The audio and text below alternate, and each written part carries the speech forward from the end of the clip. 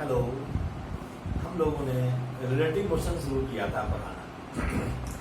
ये relative motion में हमने कुछ प्रॉब्लम भी किया था और बताया था कि रिलेटिव मोशन कहते किसको है। ये रिलेटिव मोशन में 4 तरह के क्वेश्चंस पूछे जा सकते हैं। ये 4 तरह के क्वेश्चंस क्या हो सकते हैं? पहला, प्रॉब्लम्स ऑन मिनिमम डिस्टेंस। दो बॉडी या दो व्हीकल या तो सेम डायरेक्शन में जा रहा हो या कोई एंगल बनाते हुए जा रहा हो, तो ऐसी स्थिति में मिनिमम डिस्टेंस उनका कब होगा और कितना होगा, यह निकालने के लिए कहा जा सकता है। इसके लिए मैं एक प्रॉब्लम करूंगा, एक दो प्रॉब्लम करूंगा।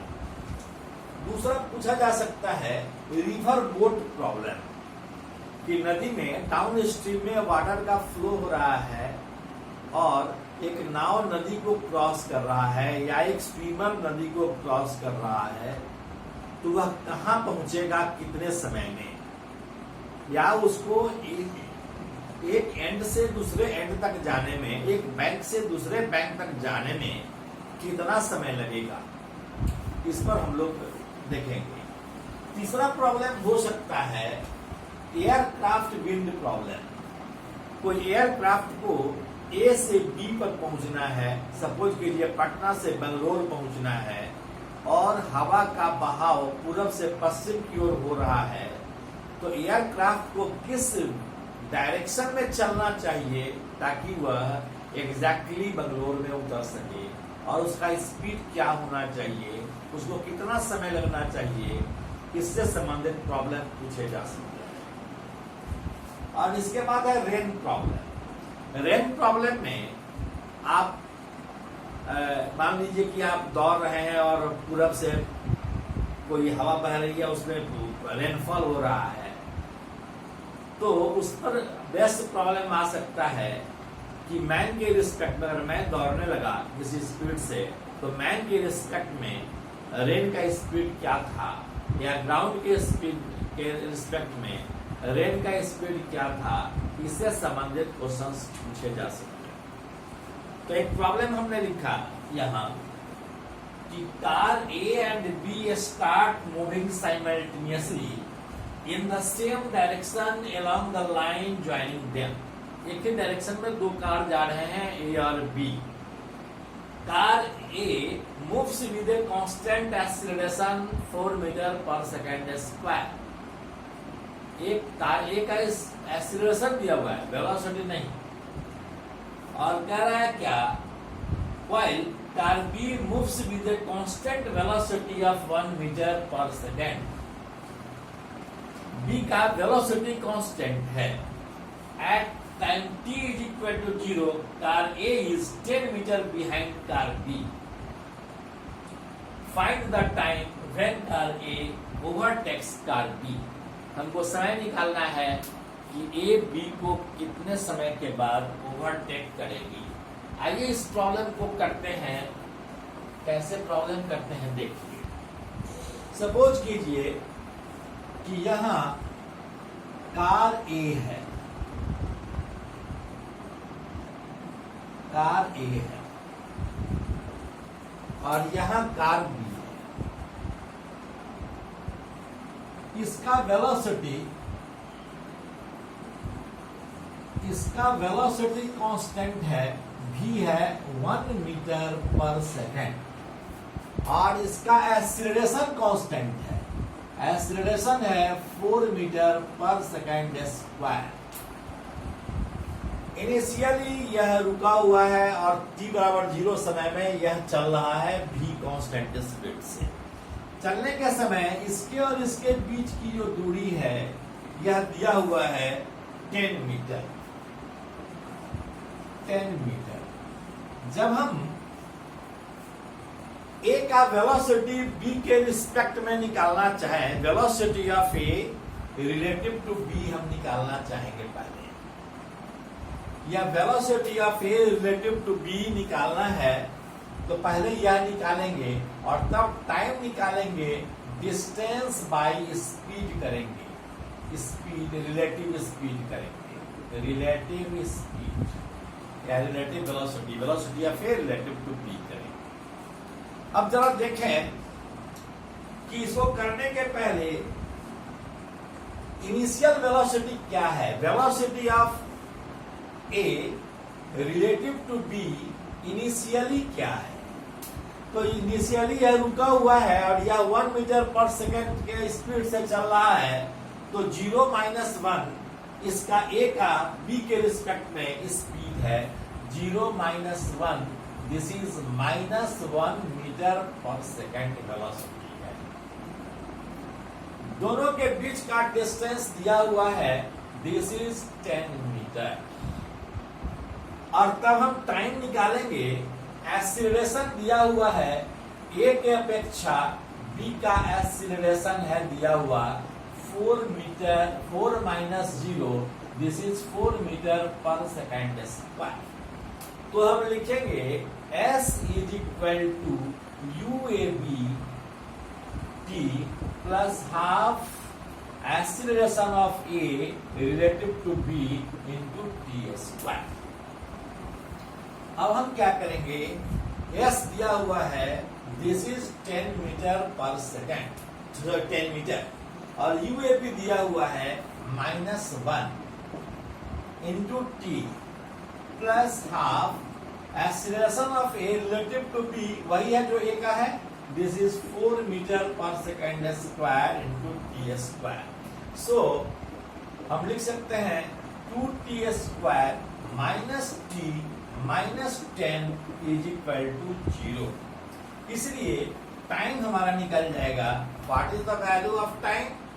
तो टाइम बराबर होगा माइनस बी प्लस माइनस, या प्लस हो जाएगा, plus minus B square, this is 1 minus 4 into A into C, minus 10 करेंगे तो यह प्लस हो जाएगा, divided by 2a, this is 2 into 2, यह क्या हो गया 1 प्लस माइनस, यह 81 है, यह 9 हो जाएगा by 4।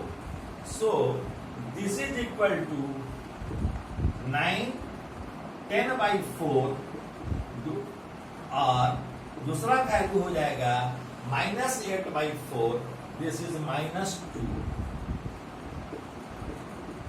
This is 5 by 2 second, और -2t का वैल्यू आया। इग्नोरिंग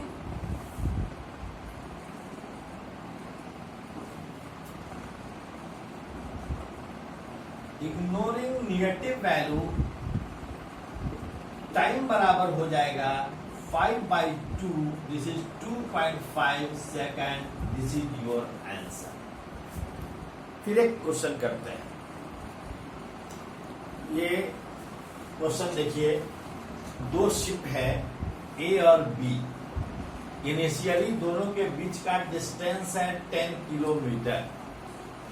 ए 20 किलोमीटर पर आवर के स्पीड से पश्चिम की ओर जा रही है और बी 20 किलोमीटर पर आवर के स्पीड से ही उत्तर की ओर जा रही है, नॉर्थ डायरेक्शन में जा रही है। तो क्वेश्चन पूछ रहा है कि what is the distance of closest approach, यानी ए और बी, ए तो इधर जा रहा है, बी सीधे जा रहा है, तो कभी न कभी ए और बी का पोजीशन ऐसा होगा कि ए और बी के बीच की दूरी लिस्ट होगी, सबसे कम होगी। यही कहलाता है डिस्टेंस ऑफ क्लोजेस्ट अप्रोच। हमको निकालना है डिस्टेंस ऑफ क्लोजेस्ट अप्रोच। तो पहले हम निकालें कि वेलोसिटी ऑफ बी ए के रिस्पेक्ट में कितना है। Velocity of B relative to A बराबर होता है V B minus V A. अगर ऐसी स्थिति होगी तो हमको क्या करना होगा? अगर हम वेक्टर मेथड का उपयोग नहीं करते तब हम इसको रुका हुआ मान लेते, और रुका हुआ मानने के लिए हम इधर VA जोड़ देते और यहां से इसको मिला देते। यही जो डायरेक्शन होता, यही डायरेक्शन क्या कहलाता? वेलोसिटी ऑफ B का डायरेक्शन A के रिस्पेक्ट में। इसी डायरेक्शन में इसी स्पीड से velocity of B relative to A होगा। हम इसको वेक्टर मेथड से बनाते हैं, तो हम इसको एक्स एक्सिस मान लें तो इधर यूनिट वेक्टर आई होगा और इधर यूनिट वेक्टर माइनस आई लिखेंगे, तब इधर जे होगा तो नीचे की ओर माइनस जे लिखते। अब हम लिखें कि वेलोसिटी ऑफ बी का मैग्नीट्यूड क्या है 20, और किस डायरेक्शन में स्ट्रीमिंग हो रहा है, ऊपर की ओर हो रहा है, यानी इधर यूनिट वेक्टर हमने जे माना, इधर यूनिट वेक्टर को हमने जे माना, तो जे का डायरेक्शन इधर है तो 20 जे लिखे, माइनस वी किधर है इस डायरेक्शन में है, और इस डायरेक्शन में आई के जगह पर माइनस आई लिखेंगे यूनिट वेक्टर को, तो हम वी का मैग्नीट्यूड है 20 इंटू माइनस आई लिखे।